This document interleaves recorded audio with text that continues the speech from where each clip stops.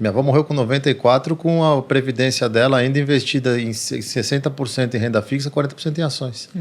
Porque é cultural deles. Principalmente essa geração da minha avó que passou por guerra, que teve irmãos indo pra guerra, eles sabiam que algum momento pode dar uma merda. Pois é. Ela nunca deixou o dinheiro dela acabar ali por causa disso. E depois ainda, minha mãe conta que quando foram arrumar o quarto dela, ainda acharam um monte de caixa com dinheiro e joia escondida.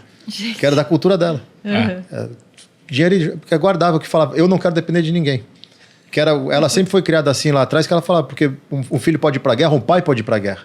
Né? E eu não posso depender de ninguém, então eu faço o meu futuro. E aí, se a gente volta pro Buffett, além de ser um cara genial, ter superado o mercado durante muito tempo, ele abriu um gap lá atrás, então hoje, quando ele empata com a S&P, a performance histórica continua muito boa, praticamente o dobro, 20% contra 10%. O Buffett, ele só é o que ele é, que é esse exemplo para uma série de investidores no mundo inteiro, porque ele começou muito cedo e é extremamente longevo. Ele começou quando tinha 10 anos de idade, agora está com 93, são 83 anos investindo. Só que aí vem o ponto, quando que ele chegou no primeiro $1 milhão dele? Com 30 anos.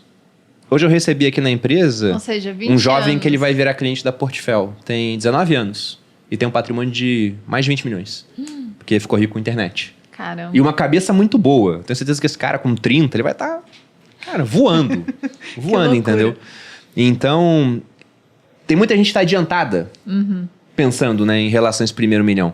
Só que o mais interessante, ele fala aqui, olha, vamos supor que o Buffett, ao invés de começar com 10 e permanecer investido até 93 anos, para ter os 135 bilhões que ele tem hoje, ele tivesse passado o começo da vida explorando e com 30 anos ele fala, vou começar a investir. Partindo de $25 mil de patrimônio e com a mesma rentabilidade que ele teve histórica. E aí, com 60 ele para. Quanto dinheiro ele teria? $11,9 milhões.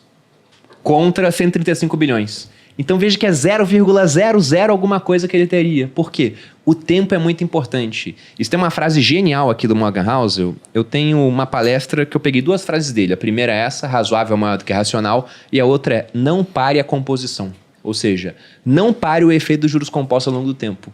Porque a gente fala que investimento não tem fórmula mágica. Eu discordo disso. Tem uma fórmula mágica, só que ela só faz mágica no longo prazo, que é a fórmula de juros compostos. Sim. Ficaram mudos. Podem comentar sobre isso. Não, foi o que eu falei.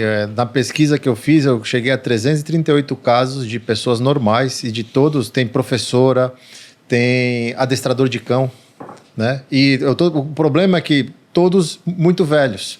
Eu quero achar casos mais da década de 60 e 70, que ainda seriam pessoas idosas, mas começou depois das 2 guerras e tudo mais, para ilustrar, porque realmente o que é difícil hoje, principalmente para nós brasileiros, é entender que é possível. Porque a gente não tem nenhuma história no Brasil idônea de pessoas... Agora tem o Barsi e o Luiz Alves, mas fazendo coisas muito difíceis, que a gente ainda não tem estômago para conseguir fazer isso, mas que é extremamente possível. Pensa o seguinte, o Buffett começou lá atrás e não pegou um mercado que em 150 anos o S&P pagou em média 7%. 7,3% para ser mais exato.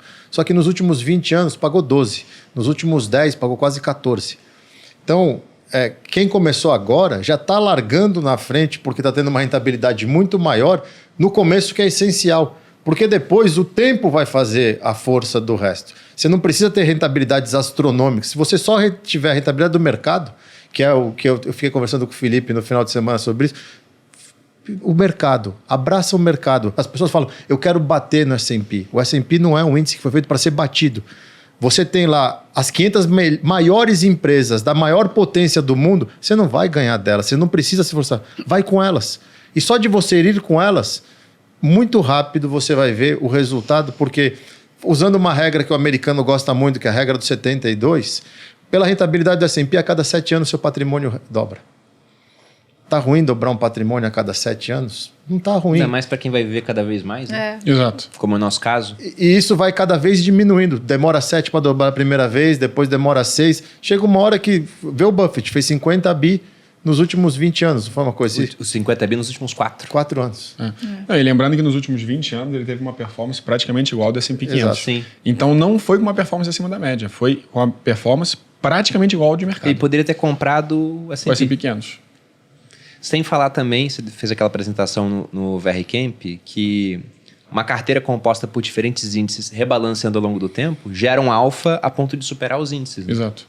Isso sem precisar prever o que vai acontecer no mercado, sem precisar fazendo conta de valuation das empresas específica, de ficar olhando o balanço, podendo trabalhar e com menos tempo dedicado ao mercado você consegue acompanhar.